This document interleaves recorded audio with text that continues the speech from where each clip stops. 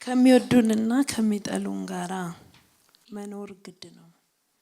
ብዙ ጊዜ በህይወታችን ውስጥ የሚወዱንን አካባቢያችን አድርገን የሚጠሉንን አርቀን ለመኖር እናስባለን። ግን የሚሆን አይደለም። ማንኛችንም በያለንበት እድሜ በያለንበት ደረጃ የኑሮ ደረጃ የትምህርት ደረጃ የአስተሳሰብ ደረጃ የሚወዱን አሉ የሚጠሉን አሉ ከቅርብ እስከ ሩቅ ድረስ ማለት ነውና ግን ክርስቲያን ወይንም አማኝ በሚወዱትም በሚጠሉትም መካከል በዚህ ምድር ላይ ሲኖር አግባብ ያለው ኑሮ መኖር አለበት። ከአግባብ ሊያልፍበት አይገባም። አመጣጥኖ ሚዛን ጠብቆ መኖር አለበት። ሁሉ ነገር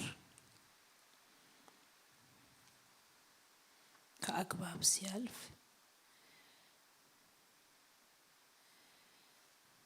የተገባ አይሆንም።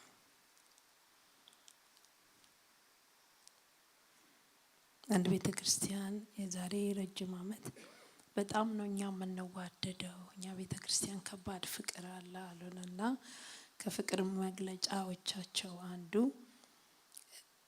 ልብስ ተቀያይሮ እንደሚለብሱ ጫማ ተቀያይሮ እንደሚለብሱ አንድ ሰሞን አንድ ሰው ያደርጋል አንድ ሰሞን ደግሞ ያንን አንድ ያደርጋልና የዕለት ዕለት ዝም ብዬ ሰማሁና ከዛ ግን ሲደገም ይሄ ነገር ትንሽ በአግባብ ቢሆን አይሻልም ወይ? ረጅም ለመሄድ አሁን ሁላችንም ልብስ ብንቀያየር ምንም ይሆን ይመስላችኋል? ከትንሽ ጊዜ በኋላ እንጣላም? ሁለታችንም አንድ ላይ ልብሱ ብንፈልገውሳ እንዴት ነው የሚሆነውና? እና ስንጣላም ደግሞ ጥልን በልኩ መያዝ ግጭትን በልኩ መያዝ። ያው እዚህ ብቻ አይደለም እንጣላው መስሪያ ቤት እንጣላለን ዘመዳሞች እንጣላለን ወንድምና እህትም ይጣላል ባልና ሚስትም ይጣላል አለቃና ሌላ ምንድነው የሚባል አብሮ የሚሰራ ልበል እንጣላለን። አለቃ ስንሆን አለቃ በሆንባቸው ሰዎች ላይ ግጭቶች ይፈጠሩብናል በስራ ቦታችን ወይም በማንኛውም ቦታችን። እንዴት ነው እሱን የምንይዘው? ኢየሱስ ይሄ ህይወት አሳልፈዋል ወይ? አዎ በጣም። ስለዚህ መንፈስ ቅዱስ ምን እያለን ነው ያለው? መኖር ትችላላችሁ በአግባብ። የኢየሱስን ህይወት አይደል እስካሁን የምናየው ከልጅነቱ ጀምሮ ያለው ምንም አዲስ ነገር የለም። አንዳንድ ጊዜ ችግሮቻችን መፍትሄ የሌላቸው እኛ ላይ ልዩ ነገር እንደተፈጠረ በቃ በዓለም ወይ ለመከራ ለችግር የተጋለጥን የሆነ ነገር አድርገን ስንቆጥር ከሆነብን በላይ የምንቆጥራቸው ነገሮች ይጎዱናል ከመንገድ ያስቀሩናል። በነገራችን ላይ ከጌታ ኢየሱስ ክርስቶስ በላይ መከራ የተቀበለ የሰው ልጅ የለም። እሱን እንወቅ። ስለዚህ መጽሐፍ ቅዱስ የሚነግረን ክርስቶስ ኢየሱስ በሄደበት መንገድ እኛ ተከታይ ሆነን እንደሄድን። ወጣቶች አላችሁ ወጣቶች ኢየሱስ ወጣት ሆኖ ያሳለፈ ሁሉ አይመስላችሁ? ልጆች አላችሁ ኢየሱስ ልጅ ሆኖ በቤተሰብ ስር ተዳድሮ ምናምን አይመስላችሁም? አሁን ጌታ አስተምሯቸዋል ልጅ ሆኖ መኖር ይቻላል። አይ እሱ እኮ ቸርች ውስጥ አይደለም ያሳለፈው ስራ ቦታ ነው እኛ አሁን የምናወራው ስለ ቸርች ነው ብንል ቸርች ውስጥ ኖረዋል ኢየሱስ። አባካችሁን ተውት እስቲ። አሁን እሱ ተቀጥሮ ያውቃል? ተቀጣሪነትን ስለማታውቁ ነው። ተቀጣሪ ሆኖ ያውቃል? ግሽንቴው አሁን እሱ ግንበኛ ነበረ። አዎ ግንበኛ ነበር። አሁን እሱ ለእናት ለአባቱ ተላልኳል ኢየሱስን አንተ ልጅ እየተባለ ኖሯል። ምን ቀረው? ደስ ብሎት ነበር? አዝኖ ነበር? ወንድሞቹ ጋር አንተ ጠጋብል ብሎ ተኝቶ ነበር ወይ? የዚህ ዓለም ፈተናና እሱ ምን ጣጣ ያውቃል ልጄ። ከሰማይ መጥቶ ወደ ሰማይ ሄደ ነው እንዳንል ልክኛ ይሆን ርቦት ያውቃል፣ አዝኖ ያውቃል፣ አልቅሶ ያውቃል፣ ተደስቶም ያውቃል። በህይወታችን የሚያልፉ ሁሉም ነገሮች በህይወቱ ሆነዋል። ስለዚህ ሳንፈራ ሳንደነግጥ ልጅነት ሳይዘን አዋቂነት ሳይዘን ኢየሱስን መስለን መኖር እንችላለን። በጣም እግዚአብሔር ምስጢሩን ነው እያስረዳን ያለው እየነገረን ያለው ነው። የትኛው አሁን እሱ ተምሮ ነበር። አዎ የትምህርት ቤት ህይወትንም ያውቃል። ባይማር አያውቅም። በመንፈስ አይደለም ማንበብ የቻለው ምናምን ተምሯል ማለት ነው። የገባበትን ትምህርት ቤት ምናምን መጽሐፍ ቅዱስ አይነግረንም፣ ግን ተምሯል። ሰፈር ውስጥ ኖሯል። ድሃ ሆኗል። በጣም ድህነትን ያውቃል። ሰዎች ነበሩ ሲያገለግል እንጀራ ሲያመጡለት የነበረው ይረዱት ነበር፣ ግን ሸምቃቃ ተረጂ አልነበረም። አንዳንድ አገልጋዮች ያዝኑን እኔ ከሱ እኮ ይበለጥኩ ነበር፣ ከሱ ይበለጥኩ ነበር፣ ምን ዋጋለው ወንጌል ነው ያዘኝ እንጂ ይላል። አይፎከርም። ልክ ነው። የተሻለ ልንሆን እንችላለን፣ ግን ጭጭ ተብሎ ነው የሚሄደው። ኢየሱስን እዩት የተባልነው ለዚህ ነው። ኢየሱስን እዩት። ስለዚህ ኢየሱስ በሚጠሉትና በሚወዱት መካከል በጣም የስሜት ጉዳተኛ ሳይሆን፣ የስነ ልቦና ጉዳተኛ ሳይሆን፣ የአእምሮ ጉዳተኛ ሳይሆን ቀና ብሎ የአባቱን ፈቃድ ፈጽሞ ሄደ። የሚጠሉት ሰፈር ሲደርስ ኩምሽሽ፣ የሚወዱት ሰፈር ምናምን ብለው አልኖረም። የሚጠሉት ጥምድ አድርጎ የሚወዱትን እቅፍ አድርጎ አልኖረም። ተረጋግቶ ነው የኖረው። ተረጋግተን እንኖር፣ በሁሉ ተረጋግተን። አንዳንድ ልጆች በትምህርት ቤታችሁ የሚያሳቅቋችሁ ልጆች አሉ። በሆነ ነገር ያሳቅቋችኋል። በውጤታችሁ፣ በቁመታችሁ፣ በመልካችሁ፣ በቤተሰብ ደረጃችሁ ወይ በጣም እንደነሱ ተናጋሪ ባለመሆናችሁ እንዳትሳቀቁ። አንዳንድ ሰይጣን የሚሰራባቸው ልጆች አይቻለሁ። የሚገርመው ሰውን ለማሳቀቅ ትምህርት ቤት የገቡ የሚመስሉ ባላቸው ነገር፣ በሚያደርጉት ጫማ፣ በሚለብሱት። ዩኒፎርሙ ገላግሎናል፣ ግን ቢሆንም አሁን ጫማ ነው የሚታየው ዩኒፎርም ስላለ በጫማ ሊያስ እንዳትሳቀቁ። ሙሉ ሰው ናችሁ፣ በቂ ናችሁ። አታንሱ። ማታጠኑ ከሆነ አጥኑ። በተረፈ የሚያሳቅቃችሁ ምንም ነገር የለም። ቤታችሁን ለማሳየት ያኛው ነው ቤቴ ለማለት አትሳቀቁ። በምንም ሌላም ሰው ለመሆን አትሞክሩ። ብዙ በእናንተ እድሜ ስለሚያሳቅቋቸው እነሱን ለመሆን ነው የምትፈልጉት እና ማንነታችሁን ትገድሉታላችሁ። አትሆኑ እንደዛ። ማንንም አትሆኑ፣ ራሳችሁ ነው። ታስጠላ ሲሏችሁ አታስጠሉ። አንዳንዱ ሰይጣን ነው የሚላችሁ። በእውነት ሰይጣን ስታስጠላ ሲያስጠላ ምን ይመስላል ሲሉ ወይ ፈልገዋችሁ አተዋችሁ ይሆናል። ከኃጢአት ራሳችን ስለምትጠብቁ ይሆናል። አንዳንዶቻችሁ ጽድቃችሁ ኮንኗቸው ነው። እንዳትሳቀቁ፣ ደስ ይበላችሁ፣ ቀና ብላችሁ ውጤታማ ተማሪ ሆነው በምንም ጸጉሯ ምን ይመስላል ሲሉ ጸጉርሽ ሲያምርም ሲባል ያው ናቸው። እሺ እናንተን የፈጠረ አምላክ ለትልቅ ነገር ነው የፈጠረን። አስተማሪ ተናግሯችሁ ሊሆን ይችላል፣ አሳቋችሁ ሊሆን ይችላል፣ ደደብ ብሏችሁ ሊሆን ይችላል። ደደብ አይደለም አይደለሽም። ብሩክ የእግዚአብሔር ልጅ ብዙ ተስፋ የሚጠብቃችሁ ከተቀጠቀጣችሁበት አእምሯችሁን አውጡ። ኢየሱስ በሁሉ ተሳድቧል። ብታዩ የስድቡ ልክ በጣም አጋንንታም ብለውታል። አጋንንታም ቢል በጣም አንደኛ በቀለኛ ይሆን ነበረ፣ ሁለተኛ አገልግሎቱን መቀጠል አይችልም ነበር። ግን በሁሉ ራሱን ጠብቆ ኖረ። አሜን በሉ እስቲ። አሜን አሜን። እግዚአብሔር ይርዳን። ስሜት ሲጎዳ ከባድ ነው። ትነልቦና አእምሮ ሲወቀር ከባድ ነው። እንዳትወቀሩ። ትልቅ ተስፋ በፊታችሁ አሉ። የእግዚአብሔር ልጆች ስለሆናችሁ ብቻ ለበረከት የተጠራችሁ ናችሁ። የቤተሰቦቻችሁ ኑሮ ዝቅ ያለ ሊሆን ይችላል፣ ግን የእግዚአብሔር ተስፈኞች ናችሁ። ነገ እናንተ ሌላ ሰው ናችሁ። ነገ ሌላ ቀን ነው። በሌላ ቀን በእግዚአብሔር የሚታመን የሚደገፍ ሰው እግዚአብሔርን ነው የሚያየው። እኔ በኩርት አፍንጫ የቤተሰቦቼ ስንት እንትን እንዳስቀመጡልኝ ብትሉ ምንም አይደላችሁ፣ ማንምም አይደላችሁ።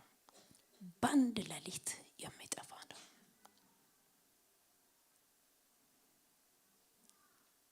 አትሳቀቁ። ጌታ ኢየሱስ ክርስቶስ በሚጠሉት በሚወዱት ብቻ ሳይሆን በሚጠራጠሩትም መካከል ኖሯል። ደህና ነው ግን እያሉ አንድ ቀን ይጠራጠሩታል፣ አንድ ቀን ደግሞ ያምኑታል። አጠገቡ ካሉት ከደቀ መዛሙርቱ ጀምሮ ይጠራጠሩታል። ሰው ሁሉ በጥርጣሬ አይን ያየው ነበር ብሎ ነበር የሚያየው እንጂ እንደዚህ በደንብ አያያትም። አንዳንዶች ምን አለ ብሎ የሆነ ስህተት የሆነ ጉድለት አግኝቶ አእምሯቸውን በብዙ ነገር በወሬ ስለተቀጠቀ አብዛኞቹ በጥርጣሬ ያዩት ነበር። አብዛኞቹ አያምኑበትም ነበረ። በኋላ እናየዋለን። ወንድሞቹ ጭምር አያምኑበትም ነበር። ነህ እውነት እስቲ ውጣና ራስን አሳይ ይሉት ነበር። ይጠራጠሩት ነበረ። ለመከፋት ሩቁ ነው። ሰው ሲጠረጥራችሁ ምንም አይደለም። ተጠርጥራችሁ ታውቃላችሁ? እኔ ብዙ ቀን ተጠርጥሬያለሁ። አትከፉ፣ እለፉት። አሜን። ለመከፋት ቅርብ አትሁኑ፣ ለማዘን ቅርብ አትሁኑ፣ ሩቁ ነው። ከቀረባችሁ ለደስታ። በነገራችን ላይ የምንኖረው ከሰው ጋር ነው። ሰው ደግሞ ሁሌ የሚሳሳት ነው። ይህን ታውቃላችሁ? ሁሌ ሰው ሊሳሳትባችሁ እንደሚችል ታውቃላችሁ? እኛም በሰው ላይ እንሳሳትም። ስለዚህ ስትጠረጠሩ፣ ስትታመኑ፣ ስትጠሉ፣ ስትወደዱ ሁሉንም ሚዛን ጠብቁ። ይሄ በእግዚአብሔር ጸጋ ብቻ ነው የሚቻለው። ሁለቱም አቅጣጫ ስለሚያስት እነኚህ ሶስቱም ነገሮች። በአጠቃላይ ወደ ዋናው ከመግባታችን በፊት ጌታ ኢየሱስ ክርስቶስ በነገር ሁሉ በጥበብና በማስተዋል ነው የኖረው። በምድር ላይ በኃይለኛ ጥበብ በኃይለኛ ማስተዋል ነው የኖረው።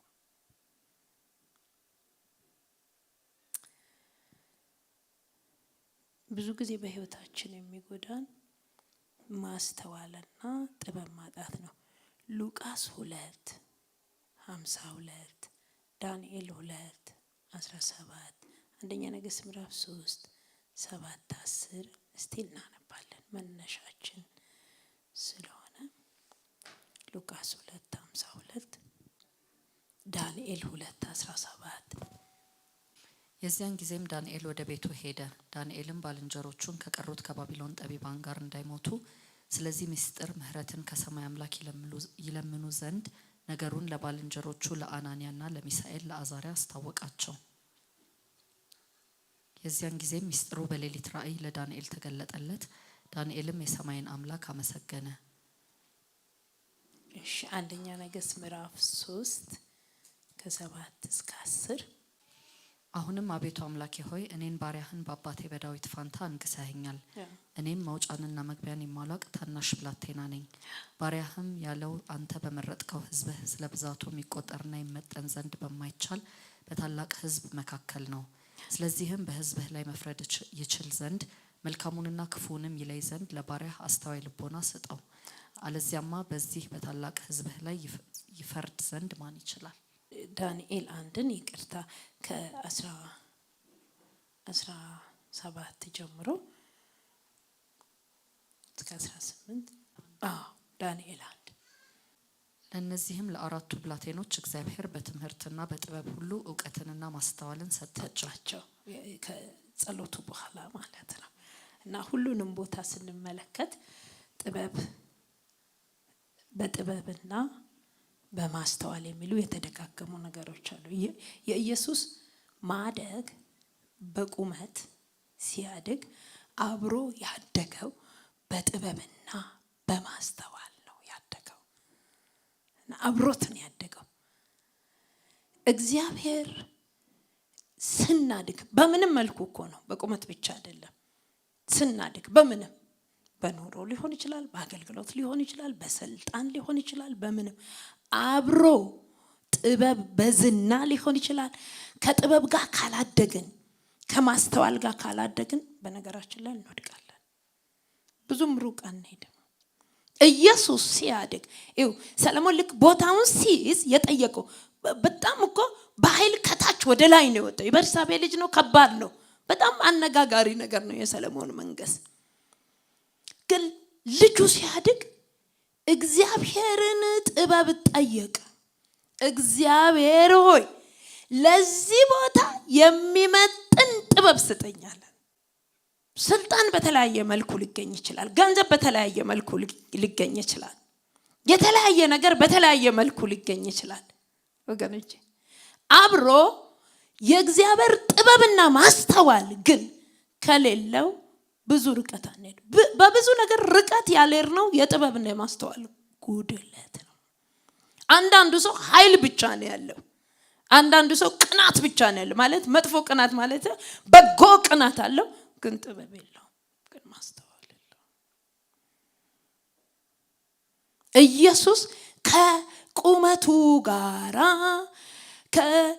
በጣም ከሚገርም አስተሳሰቡ ብሩህ አእምሮ ጋራ ግን ብሩህ ጥበብ፣ ብሩህ ማስተዋል። ኢሳይያስ 11 እስቲ እናነባዋለን። በጣም ጥንቅቅ አድርጎ ስለሱ ይናገራል። ከእሴይ ግንድ በትር ይወጣል፣ ከስሩም ቁጥቋጥ ያፈራል። የእግዚአብሔር መንፈስ፣ የጥበብና የማስተዋል መንፈስ፣ የምክርና የኃይል መንፈስ፣ የእውቀትና እግዚአብሔርን የመፍራት መንፈስ ያርፍበታል። አሜን። ወይኔ ቁጭ ብላችሁ እያንዳንዱን ብታጠኑት በጣም ነው የምትደንቁት። እዛ ውስጥ ኃይል አለ፣ እዛ ውስጥ እግዚአብሔርን መፍራት አለ።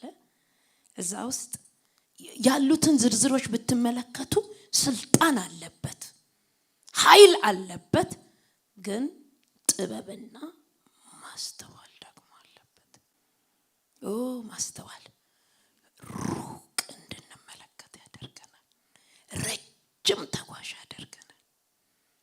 ኢየሱስ ትዝ ይላችኋል፣ ብድግ ብሎ ጅራፉን ይዞ መጣ ይላል። በቃ የአባቴ ቤት እኮ የጸሎት ቤት ነው አለ።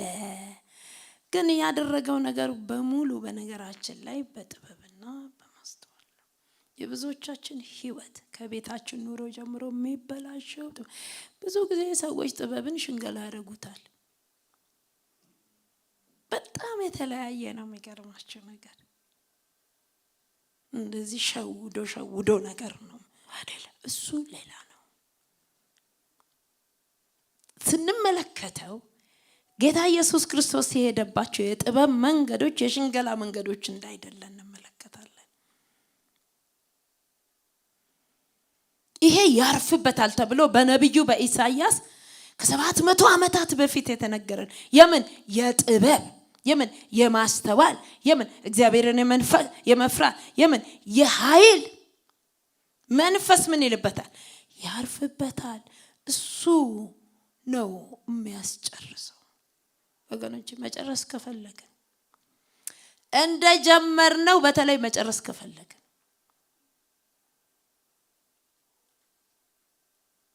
ጥበብና ማስተዋል ጌታ ኢየሱስ ክርስቶስ ኃይልን የተጠቀመበት ቦታዎች አሉ። ግን ጥበብ የተሞላ ነበረ። ግን ማስተዋል የተሞላ ነበረ። እና ህይወቱን በሙሉ ከሚወዱትም ከሚጠረጥሩትም ከሚጠሉትም ጋራ ሲኖር በማስተዋልና በጥበብ ነው የኖረው። እግዚአብሔር የተመሰገነ ይሁን። ሌላው ጌታ ኢየሱስ ክርስቶስ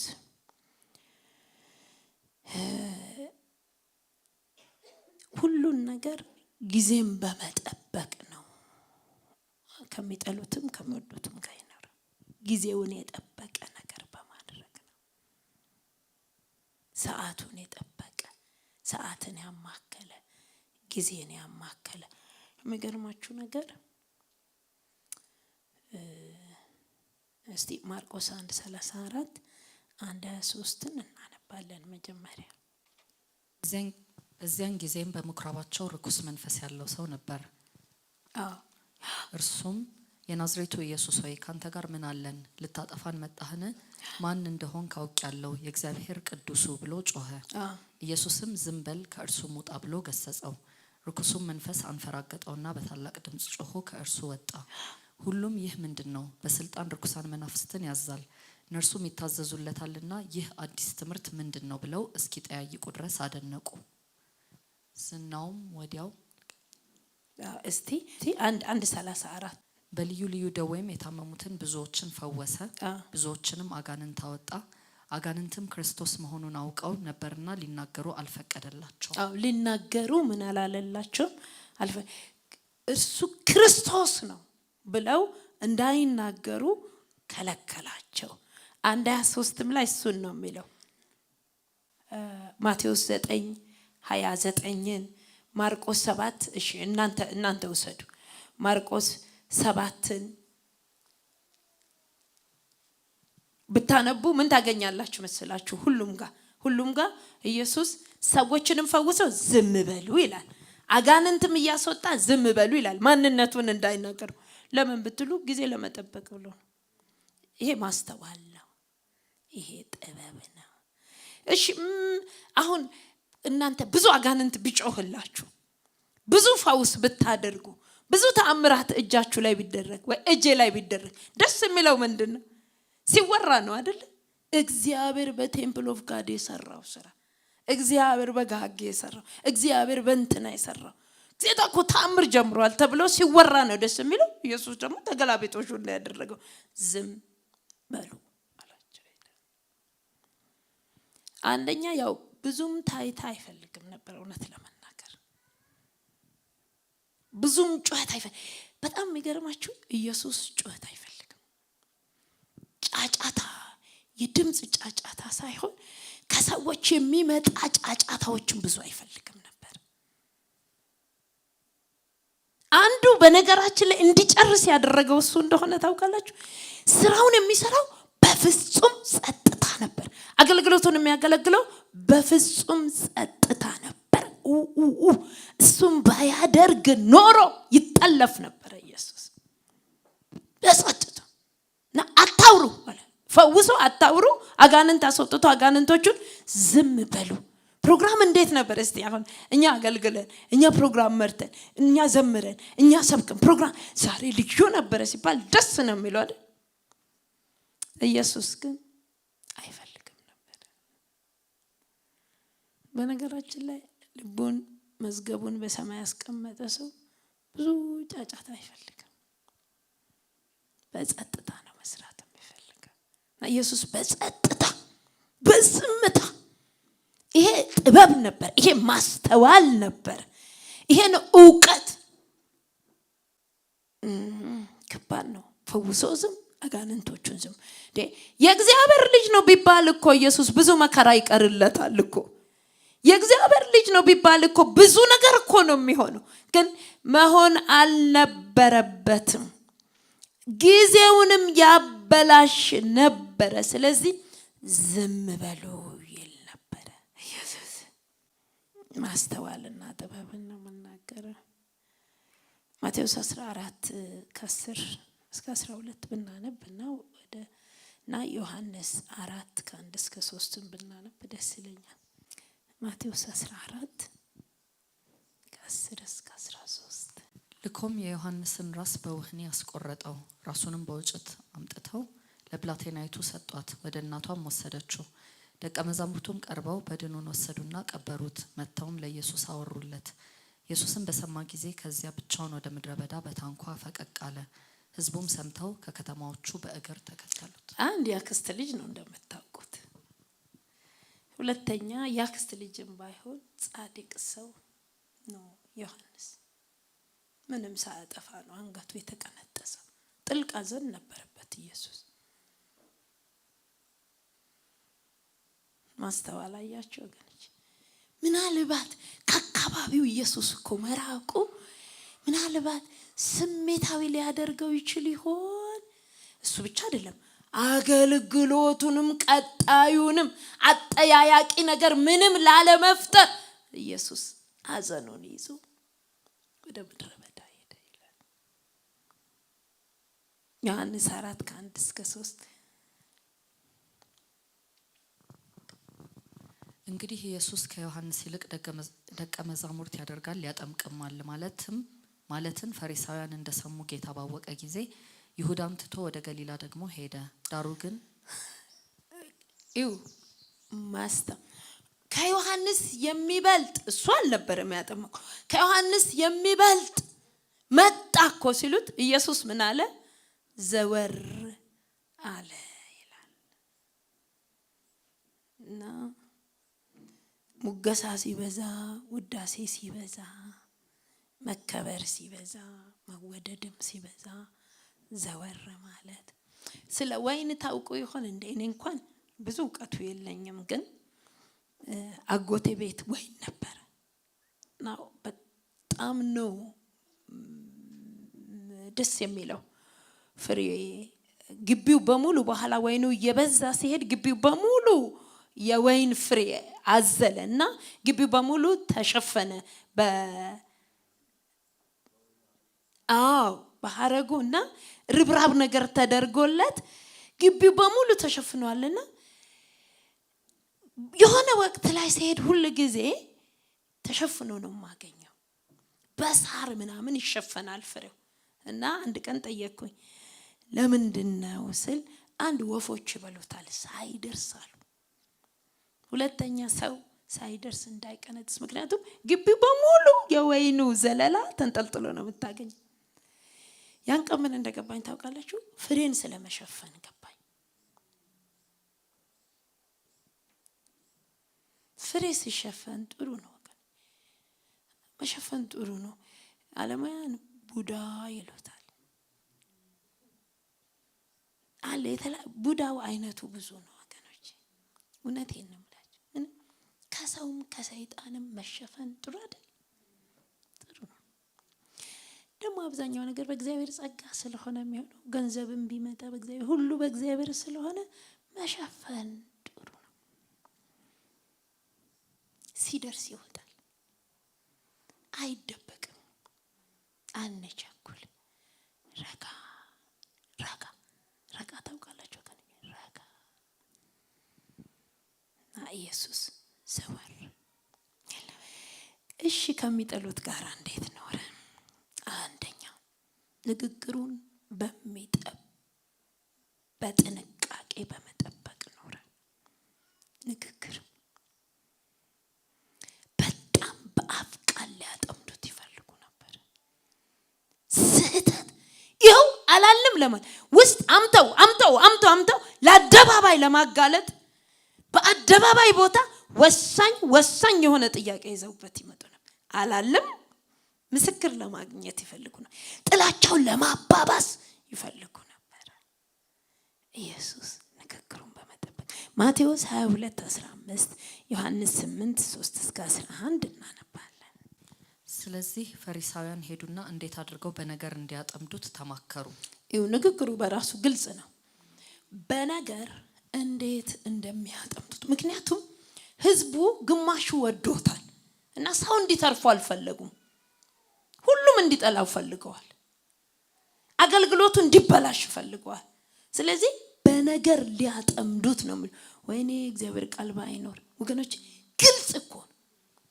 እዚህ ነው እንጂ ምን ሸፋፍነው እኮ እዛ እኮ ምንም የሚሸፈን እንዲህ አስባ እንዲህ አረገች፣ እንዲህ አስበሽ እንዲህ አረግሽኝ ነው እንጂ እኮ የሚለው እኮ እግዚአብሔር። እንግዲህ ምናልባት ደግሞ እንዲያስባ ይሆን እንዴ? አንዳንድ ደግ ሰዎች በጎ ህሊና ያላቸው ሰዎች ላይሆን ይችላል ይላሉ። ይሄኛው ግን ግልጽ ነው በፍጹም ይሄ ስለሆነ ይሄ ለማጥመድ ፈልገው። ጻፎችና ፈሪሳውያንም በምንዝር የተያዘችን ሴት ወደ እርሱ አመጡ። በመካከልም እርሷን አቁመው መምህር ሆይ ይህች ሴት ስታመነዝር ተገኝታ ተያዘች። ሙሴም እንደነዚህ ያሉት እንዲወገሩ በሕግ አዘዘን። አንተስ ስለርሷ ምን ትላለህ አሉት። በቃ የፈለጉት ስህተት ነው። ሁለቱንም ስታዩ ስህተት ነው የፈለጉት። ሁለቱም ጋር ሄዳችሁ ብታነቡ ወገኖች በጣም በጥንቃቄ እግዚአብሔር አምላክ የስሜት መረጋጋትን ይስጠን ወገኖች።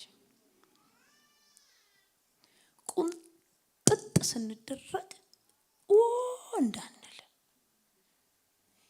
የሚቆነጥጡን ነገሮች በየጊዜው ይመጣሉ። በየትኛውም እድሜ ክልል የትኛው ቦታ ላይ ትዳራችን ውስጥ የሚቆነጥጡን ነገሮች ይመጣሉ። ልጆች ስናሳድግ በልጅ በኩል የሚቆነጥጠን ነገር ይመጣል። ልጆቻችሁ ሲነኩ፣ ሲጠሉ፣ ሲጣሉ፣ ሲደበደቡ ብታዩ ቁንጥጥ ያለ እኮ ነገር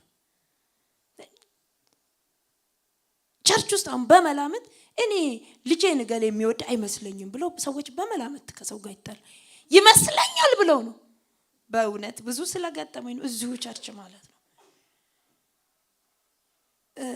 እኔም ገጥሞኛል። የእንትናን ልጅ ስታይ ፈገግ ብለሽ አንድም ቀን እንኳን ልጅ አንድም ቀን በህልም መጥቶብኝ አውቅ።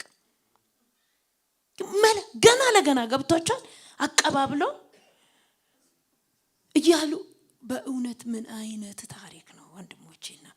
በሰላም መኖር ስንችል ምን ቃታ ልንስብ እንዲህ እያደረግን እናዞር። በሰላም ቢጠሉስ በሆነ ምክንያት ቢጠሉብኝስ? ወይ ልጁ ራሱ የሚያስጠላ ነገር ሊኖረው ይችላል እኮ እኔ ጋር የማይገልጠው እናንተ ጋር የሚገልጠው። እንደገና ደግሞ እስከ መቼ ነው መድፈኛና መትረየስ ይዘን ይያልን ለልጆች ምን ዞሮ?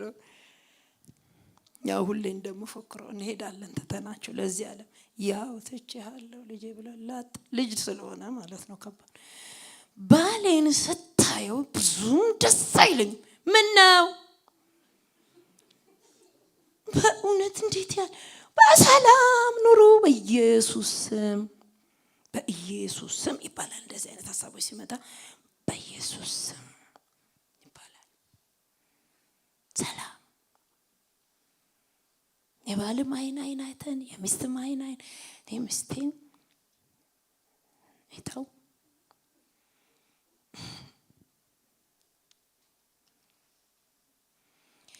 ሊያጠምዱት ነው የሚመጡት ሁሉ ጊዜ። ወገኖች ጉባኤ ይገኛሉ ታውቃላችሁ። ጉባኤ የሚገኙት ግን ለነገር ነው፣ ሊማሩ አይደለም። ኢየሱስን ለመጣል ነው የሚመጡት። ስለዚህ እሱ በጥንቃቄ ሲናገር ሲመልስ አንድ ጊዜ ጠየቁት ጥያቄ ማቴዎስ 21 ላይ ተመልከቱ። 1:23 ላይ 1:23 ወደ መቅደስም ገብቶ ሲያስተምር የካህናት አለቆችና የሕዝብ ሽማግሌዎች ወደ እርሱ ቀረቡና በምን ስልጣን እነዚህን ታደርጋለህ? ይህን ስልጣን ማን ሰጠህ? አሉት። ኢየሱስም መልሶ እኔ ደግሞ አንዲት ነገር እጠይቃችኋለሁ፣ እናንተም ያችን ብትነግሩኝ እኔ ደግሞ እነዚህን በምን ስልጣን እንዳደርግ ነግራችኋለሁ። የዮሐንስ ጥምቀት ከወዴት ነበረች? ከሰማይ ወይስ ከሰው አላቸው። እነርሱም እርስ በርሳቸው ሲነጋገሩ ከሰማይ ብንል እንኪያስ ስለምን አላመናችሁበትም ይለናል፣ ከሰው ግን ብንል ዮሐንስን ሁሉም እንደ ነቢይ ያዩታልና ሕዝቡን እንፈራለን አሉ። ለኢየሱስም መልሰው አናውቅም አሉት። እርሱም ደግሞ እኔም በምን ስልጣን በእነሱ ቤት ያው ሰው ብቻ አይደለ እዛ እና አያውቁም። ስለዚህ ምንድነው እችንም ደግሞ በሰው ፊት እንዲሳሳት ፈለጉና ዮሐንስ በህዝቡ ዘንድ ያለውን ስለሚያውቁ የአፍ ወለምታ ማለት ነው የቃላት ወለምታ ፈለጉበትና ሲያመጡት አይጥሩ በተለይ ስለከሩ ምናምን ብሎም አይደለም በጣም ተረጋግቶ ነው የሚመለሰው። መልካም ዮሐንስ ጥምቀት ከሰማይ ነው ከሰማይ ነው ብንል ከምድር ነው ብንል ደግሞ ችግር አለ ምን እናድርግ አናውቅም አለ። እኔም አላውቅም። በተንኮል አይደለ የመጡበት። ስለዚህ ተንኮላቸውን በጥሩ ንግግር መለሰላቸው። ማርቆስ 11 ስለዚህ በሚጠሉት መካከል ወንድሞችና እህቶች ተማሪዎች ትምህርት ቤት ሲጠምዷችሁ አስተማሪ ጋር እልከኛ አትሁኑ፣ ተማሪ ጋር እልከኛ አትሁኑ። ንግግር አታበላሹ፣ በንግግር ተጠንቀቁ። እኛ ትልልቆች በምንጠላበት ቦታ በማንወደድበት ቦታ ንግግር ላይ እንጠንቀቅ። የምንመልሰው መልስ ጋር እንጠንቀቅ። ሁለተኛ በሚጠሉት መካከል ስራውን ሳያቆም ስራውን ጨረሰ። በጣም ነው የምትደነቁት። ተስፋ ሳይቆርጥ ሰው ሳይጎዳ እሱ ተጎድቷል። ሰው ሳይጎዳ ስራ ሳያቋርጥ ስራውን ተልእኮውን ጨረሰ። ሉቃስ 13:10 እስቲ እናንብብ እንደገና። ሉቃስ 6:6-11 በሰንበትም በአንድ ምኩራብ ያስተምር ነበር። እነሆም ከ18 ዓመት ጀምሮ የድካም መንፈስ ያደረባት ሴት ነበረች። እርሷም ጎባጣ ነበረች፣ ቀንታም ልትቆም ከቶ አልተቻላትም። ኢየሱስም ባያት ጊዜ ጠራትና አንቺ ሴት ከድካምሽ ተፈተሻል አላት። እጁንም ጫነባት። ያን ጊዜም ቀጥ አለች፣ እግዚአብሔርንም አመሰገነች። የምኩራብ አለቃ ግን ኢየሱስ በሰንበት ስለፈወሰ ተቆጥቶ መለሰና ሕዝቡን ሊሰራባቸው የሚገባ 6 ቀኖች አሉ፣ እንግዲህ በእነርሱ መጥታችሁ ተፈወሱ እንጂ በሰንበት አይደለም አለ። ጌታም መልሶ እናንተ ግብዞች፣ ከእናንተ እያንዳንዱ በሰንበት በሬውን ወይንስ አህያውን ከግርግሙ ፈትቶ ውሃ ሊያጠጣው ይወስደው የለምን? ይህችም የአብርሃም ልጅ ሆና ከ18 ዓመት ጀምሮ ሰይጣን ያሰራት በሰንበት ቀን ከዚህ እስራት ልትፈታ አይገባምን አለው። ይህንንም ሲናገር ሳለ የተቃወሙት ሁሉ አፈሩ። እሺ ሉቃስ 6:6-11 ደግሞ በሌላው ሰንበትም ወደ ምኩራብ ገብቶ አስተማረ። በዚያም ቀኝ እጁ የሰለለች ሰው ነበር። ጻፎችና ፈሪሳውያንም መክሰሻ ሊያገኙበት በሰንበት ይፈውስ እንደሆነ ይጠባበቁት ነበር። እርሱ ግን ሐሳባቸውን አውቆ እጁ የሰለለችውን ሰው ተነሳና በመካከል ቁም አለው። ተነስቶም ቆመ። ኢየሱስም እጠይቃችኋለሁ በሰንበት በጎ ማድረግ ተፈቅዷልን ወይንስ ክፉ፣ ነፍስ ማዳንን ወይንስ መግደል አላቸው። ሁላቸውም ዙሪያውን አየና ሰውየውን እጅህን ዘርጋ አለው። እርሱም እንዲህ አደረገ፣ እጁም እንደ ሁለተኛይቱ ዳነች። እነርሱም ቁጣ ሞላባቸው። በኢየሱስም ምን እንዲያደርጉበት እርስ በርሳቸው ተባባሉ። ስራው መሰራት አለበት። ደግሞ ግን በጣም የሚጠሉት እና ነገር የሚፈልጉበት አሉ። አንድ ጉባኤ ነው። ሰዎቹ መፈወስ አለባቸው። ምን ማድረግ አለበት? ስራውንም መቀጠል አለበት። እነሱንም በተረጋጋ መንፈስ መልስ መስጠት ነበረበት። በነገራችን ላይ አንድ ቀን እንኳን ኢየሱስ ከስራ ተስተጓጉሎ እንደማያውቅ ታውቃላችሁ። በፍቅራቸውም አልተስተጓጎለም፣ በጥላቻቸውም አልተስተጓጎለም። አንድ ቀን እንኳን አላቋረጠም። በእያንዳንዱ ቀን የአብን ፈቃድ ያደርግ ነበር። ታስታውሳላችሁ? እኛ ጋር ካልሆንክ ሲሉት አይ ግድ የለም ብሎ ፍቅራቸውን አቃሎ አይደለም ሄደ ወደ ሌላ ከተማ ይላል። ቀጣይ ሳምንት እናየዋለን። ወደ ሌላ ከተማ መሄድ ይገባል። የስንቱ ፍቅር እስረኛ እንዳደረገን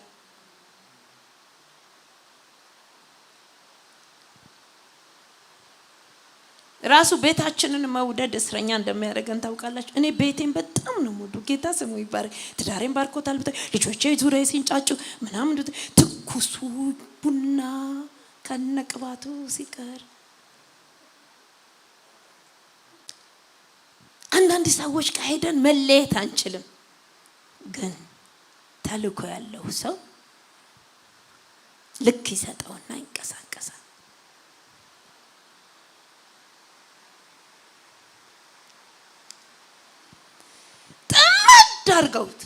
ጥለት አድርገውት ሊገሉት አሰቡ። ሙሴን ተመልከቱ። በየጊዜው ሊገሉት ያስቡ። ምን በአይን መገላመጥ ምናምን እኮ አይደለም ወገኖች፣ ስድብ ምናምን እኮ ሊገሉት ይነሱ ነበር። እሱም ጉዞውን ይቀጥል ነበር። ኢየሱስን ሊገሉት ነው የሚያስቡት እኮ ወገኖች። ሊገሉት ሲባል እኮ የእውነት ነው እኮ ሊገሉት የሚያስቡ። ግን ተልእኮውን አላስተጓጎለም። እስቲ አሜን በሉ። እግዚአብሔር አምላክ ከመስተጓጎል ያድነን። ወንድሞቼና እህቶቼ ሰይጣን በጥላቻ እምቢ ስንለው በፍቅር ይዘናል። በፍቅር እምቢ ስንለው በጥላቻ ይዘናል። የማያስተጓጉለን ነገር እንደሌለው ታውቃላችሁ። በተለይ ቸርች ያው ምንም ስለማይገኝበት ማለት ነው። ምንም ስለማይገኝበት ለምን ተጠልታችሁ ትቀጥላላችሁ?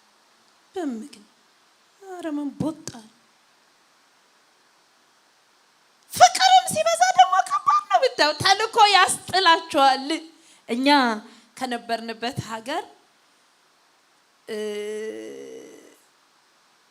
ዛሬ እንዳውም በአጋጣሚ መሪዎቹ ይመጣሉ። የነበርንበት ሀገር በጣም እግዚአብሔር እንድንወደድ አድርጎን ነበረና እንወጣለን ስንል ግብግብ ተፈጠረ። እግዚአብሔር ወደ ኢትዮጵያ ልኮናል አይልም። እግዚአብሔር እንዴት በቃ አይልም። እዚህ ይሄ ተጀምሮ ያኛው ተጀምሮ እኛው እንድን ተምተም ለቃቁን። እግዚአብሔር የመጀመሪያ ቀን ሲናገር 1 ወር እዚህ ከተማ ከፈጃችሁ ችግር አለ ብሎናል። ስለዚህ 4 ሰዓት ላይ ጌታ ተናገረን። 6 ሰዓት ምሳችንን በላን። ወደ 7 ወይ 8 ሰዓት ፓኪንግ ጀመርን። እኛ ለመንቀሳቀስ ምንም የለንም። የትኬት ምናምን መኖሪያ ቤት ምናምን እቃ ምናምን ንብረት የለም። ብድግ ነው ያለው። አትወጡም፣ እንወጣለን። አትሄዱም፣ እንሄዳለን። ቢሾፑ ይምጡ። ቢሾፕ ይኸው የሰሩን ስራ ምን አደረጉን? አለሳቸው በሰሉ እንጂ በዛ ላይ ፍቅርም ችግር ነው። ጥምጥም ነው የሚልባችሁ። ልክ የሌለው ኑሮ የምንኖረው ለጌታ ኢየሱስ ብቻ ነው። በቀደም አሌክስ ሲናገር ተመስገን እኔ የምለውን የሚልልኝ ሰው ተገኘ እንዴ አልኩኝ። ሞቃልኝ እና ለልጆች ያለን ፍቅር እኔ ብቻ በልጄ በአይኔ በብሌኑ የለም ብሎናል። የለም ብሌን የለንም። ብሌናችን ኢየሱስ ነው። እስቲ አሜን በሉ። አረ በደንብ በሉ። ወደ ኋላ አው አሜን አሜን። የኛ ብሌን ኢየሱስ ነው።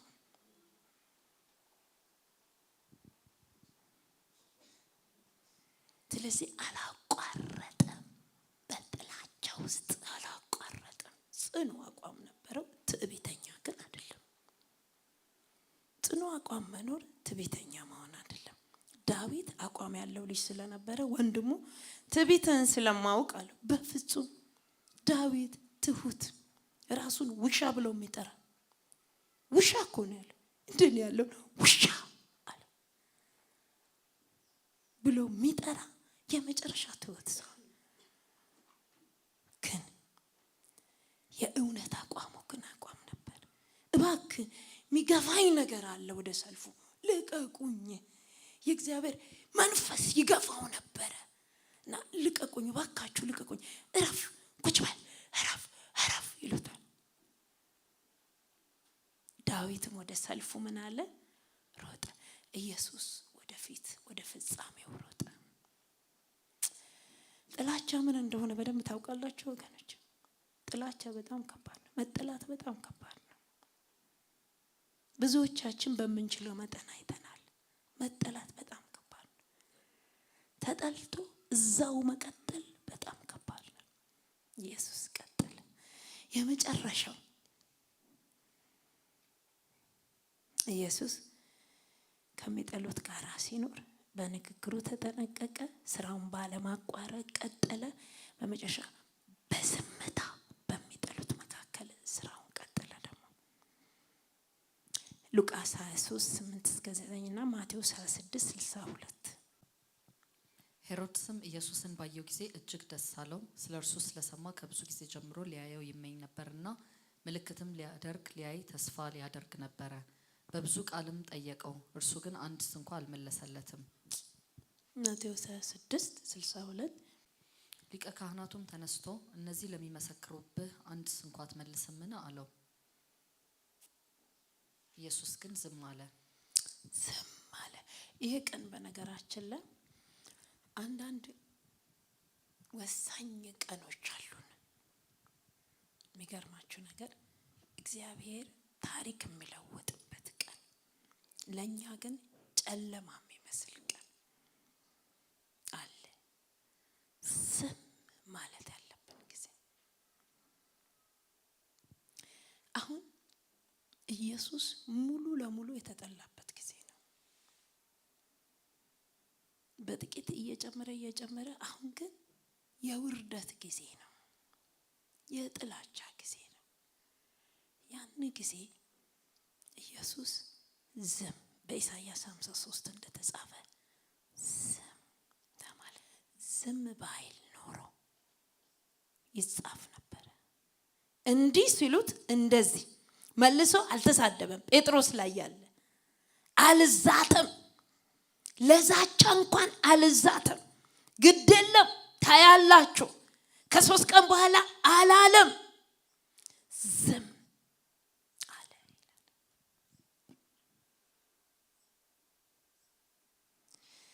እኔ የምላችሁ ሳይችል ቀርቶ ነው። እኔ ስለማልችል ነው ዝም የምለው። እሱ ግን ምን ጎድሎት? ሳይችል ቀርቶ ነው። አድርግ የሚሉት ውረድ ሲሉት አለመውረድ አቅቶት፣ ንጉስ ነህ እንደ ሲሉ የዓለም ሁሉ የነገስታት ነኛ ማለት አቅቶት፣ ፈርቷቸው እንዳይገሉት ፈርቶ ነው። እየገደሉት እኮ ነው ያሉት። ዝም አለ። መጽሐፍ ቅዱስ ሲናገር በጽድቅ ለሚፈርደው ራሱን ሰጠ። እስቲ አይኖቻችንን እንጨፈን ጥቂት ደቂቃ።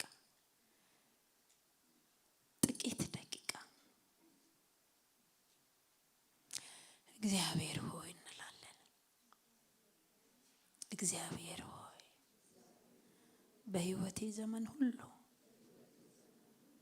በጽድቅ ለምትፈርደው ለአንተ ራሴን እንድሰጥ እርዳኝ። አንተ የሕይወቴ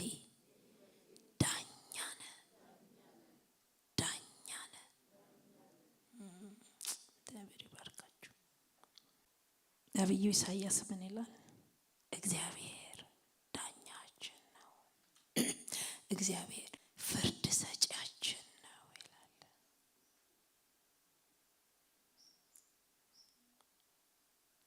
እግዚአብሔር ዝም ብሎ ጌታ ኢየሱስ እኮ ዝም ብሎ ብቻ አላሳለፈም። መናገር ባለበት ቦታና ጊዜም ተናግሯል። ዝም ማለት ባለበት ጊዜ በጠላቶቹ መካከል በሚጠሉት መካከል ዝም አለ። ጊዜ ሰጣቸው።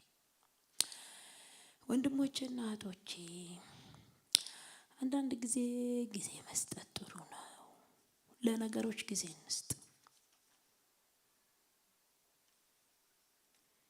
አንቸኩል። በቀደም ለእንጦጦ መካነ ኢየሱስ ሳገለግል እኔን ራሴን ጌታ መንፈስ ቅዱስ ገዛኝ። በቃሉ መድረኩ ላይ ቆሜ ሳጠናው ስዘጋጅ በዛ መልኩ አልተረዳም። በሸላቾች ፊት ዝም እንደሚል በግ የሚለው ቃል ትዝ ይላችኋል ስለ ጌታ ኢየሱስ። ጸጉራቸው ለተለያየ ልብስ በሚወሰድ ይቆረጣል። ያው እንደምታውቁት እነኛ በጎች ማለት ይቆረጡ ዝም ብለው ነው የሚቆሙ። ሰው ሊጠቀም እነሱን ለብርድ አጋልጦ እነሱን ለበደንብ ስሙ ለብርድ አጋልጦ ሰው ሊሞቀው ገላ ሲገፈፍ ዝም ብሎ ቆመ ኢየሱስ። ሌላው ይጠቀማል፣ አንተ ይበርዳል። አንተ ትገፈፋለህ፣ ሌላው የክብር ልብስ ይለብሳል። በነገራችን ላይ ጥሪያችን በተለይ አገልጋዮች በደም ስሙ የተጠራ ነው። አንዳንድ ጊዜ እኛ እየበረደን ሌላው እየሞቀው። ጳውሎስ እንደዚህ ያለ ለኔ የሆነ ነገር በማድረጋችሁ ብዙ ያደረጋችሁ ይመስላችኋል? ማይገባኝ ይመስላችኋል እንዴ ያለ። ግን አንዳንዴ እኛን ሐዋርያቱን እግዚአብሔር ለስድብ፣ ለመሳሳቂያ፣ ለመሳለቂያ ያረገን ይመስለኛልና አገልጋይ ይሸለት ነው ይሸለታል። ለሌላው እየጸለይ ለኛም ይጸልይ። ሌላውን ሰይጣኑን እየመታንለት እኛ ይበርደናል። እኛ የሙሉ ጊዜ አገልጋዮች ብቻ አይደለንም። የትኛውም አገልግሎት ውስጥ ስንሆን የሰው ምቾት ለመጠበቅ እንደተጠራን ታውቃላችሁ። እኛ ያለን ጌታ ነው፣ እንጠቅማል። ድሆች ስንባል አለ ጳውሎስ ብዙዎችን ምን እናደርጋለን? ባለጠጋ። አይገርማችሁ? ባለጠጋ እግዚአብሔር ሆይ ባርከው ባክ ምናምን ብለ በድህነት ሲቻል እየተቻለ እኮ ነው አገልጋይ